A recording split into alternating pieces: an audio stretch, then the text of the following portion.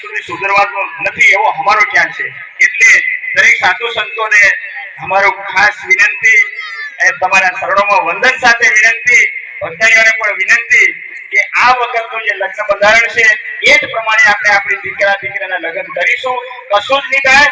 જો તમારી પાસે એક પણ રૂપિયો નહીં હોય તો તમારી દીકરીના લગ્ન કરવા અમે બંધાઈએ છીએ. આ જાહેર મંત્રી અમે ખાતરી આપીએ છીએ.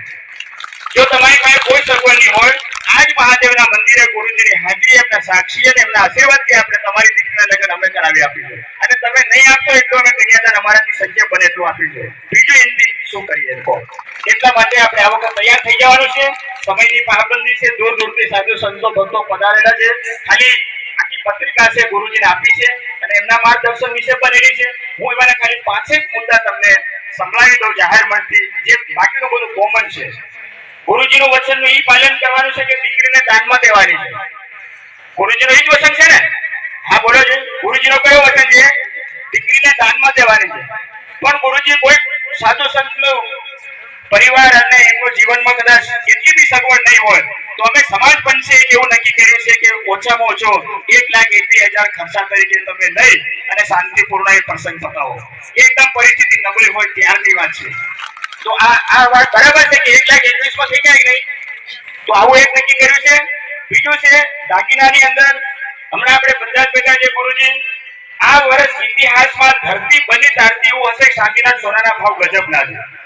4 લાખ, 4.5 લાખ, સોનું 2 લાખ, 2.5 લાખ નું તોલું. હવે સોના ચાંદીના જમાના ગયા લગભગ આપણા નસીબમાં નથી અને એના કારણે આપણે સોના ચાંદીનો ત્યાગ કરવાનો છે.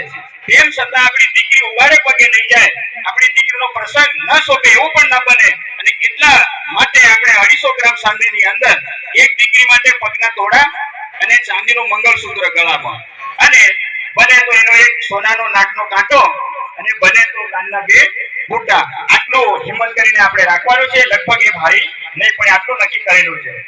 ગામનો ખર્ચ જ્યારથી છોકરો ગુરુજી જોવા જાય ત્યારથી કે છોકરો પસંદ થયો લાવો 1500, હા પાડી લાવો 3000, આવું કાગળ લખે લાવો 5000, આ ભાઈ આગેવાન છે લાવો 2000. આજે આખી પ્રક્રિયાને આપણે દૂર કરવાની છે અને આખા ગામના જેટલા બી વધામણા હોય, આમ આપણા ગુરુજીના માધ્યમથી જાણીએ તો વધામણું ખાલી નહીં હોય, વધામણામાં ટકો હોય એમ કહેવાય છે.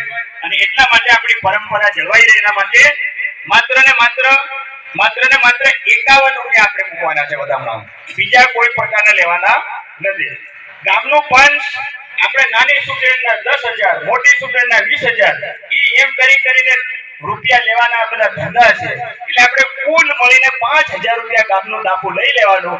એમાં જેટલું બી થાય બધું એની અંદર આવરી લેવાનું. ગુરુજી આવી રીતે જરા નક્કી કર્યું છે. હવે ઘણીવાર પ્રશ્ન એવો થાય કે એક લગ્ન કરેલું હોય અને ફરીવાર પત્ની જો લઈ આવે, આ ગંભીર મુદ્દો છે, તો એને શું કરવું? તો સમાજ પંચની અંદર એને 11 લાખ રૂપિયાની દંડની જોગવાઈ કરી છે. જો પત્ની હોય, આપણે માની લો કે કંકુની કન્યા દેતા હોય અને હવે છોકરો કદાચ ડાયપણની અંદર બીજી લઈ આવે તો 11 લાખ રૂપિયા લઈ અને આપણી છોકરીના નામે જમા કરી દેવાના. બરાબર કે નહીં બરાબર? કારણ કે ડાયપણમાં લઈ આવે તો એની સજા એને આપવી પડશે. હવે છૂટાછેડાના કેસમાં ક્યારેક આપણે કોઈ કારણોસર એવું બને છૂટાછેડા કરવાનો વારો આવે તો છોકરાની ભૂલ હોય તો છોકરા પાસેથી 5 લાખનો દંડ લેવાનો અને છોકરીના ખાતામાં જમા કરવાનો. જો છોકરીની ગલતી હોય તો છોકરી પાસેથી એના મા બાપ પાસેથી 5 લાખ રૂપિયા લઈ અને છોકરાના ખાતામાં જમા કરવાનો. બરાબર કે નહીં?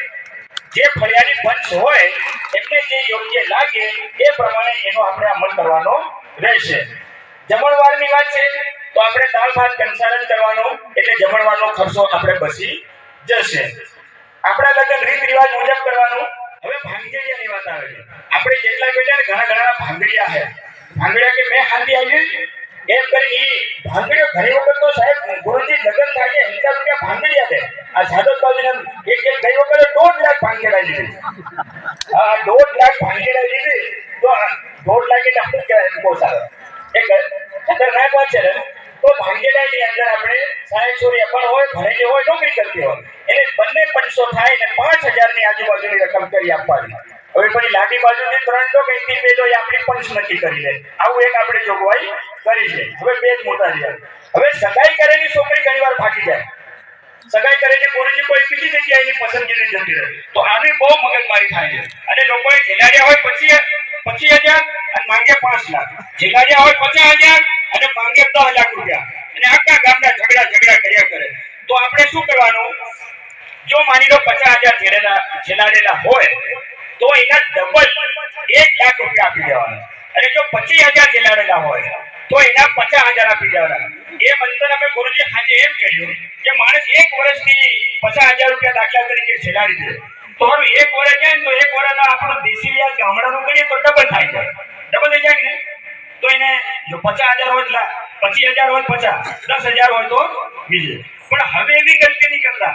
નવી સગાઈઓ કરો તો 500 રૂપિયા જ આપજો. આપણે 1 માં કરવાના છે. આપણે મોંડાઈ કઈ જાય છે ખબર છે? આપણે પહેલા 50,000 આપીએ.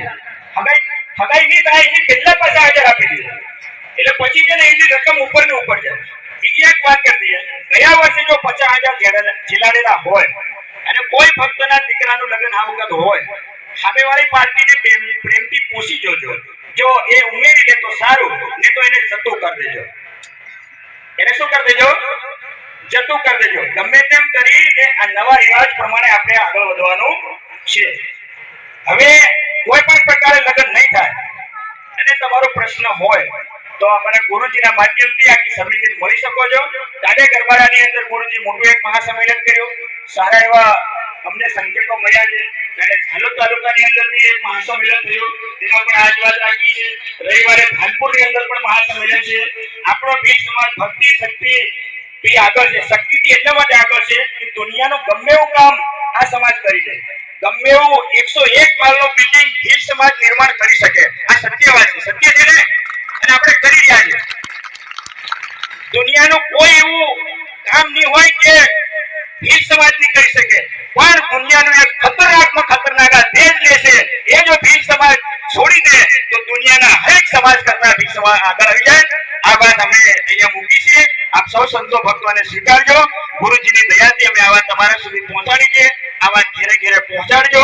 આ પત્રિકાઓ મોબાઈલની અંદર ફરશે, કોઈ કાગળ લખશો નહીં, ઝેરોક્સ કાઢીને અમે આપી દેજો.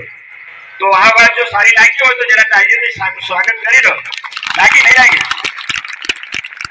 નહીં તો અને ખરા અર્થમાં તો જ આપણે એક ગુરુજીના શિષ્ય સાબિત થઈશું. ખૂબ ખૂબ ધન્યવાદ. હર હર મહાદેવ.